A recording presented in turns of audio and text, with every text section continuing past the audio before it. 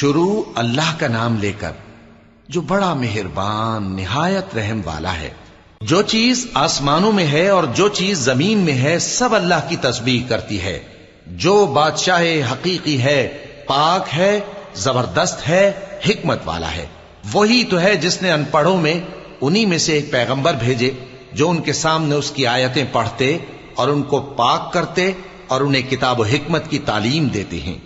اور اس سے پہلے تو یہ لوگ کھلی گمراہی میں تھے، اور ان میں سے اور لوگوں کی طرف بھی ان کو بھیجا ہے جو ابھی ان مسلمانوں سے نہیں ملے، اور وہ غالب ہے، حکمت والا ہے۔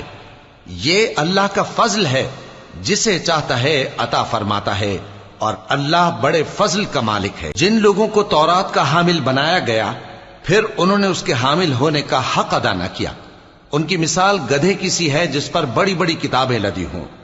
جو لوگ اللہ کی آیتوں کی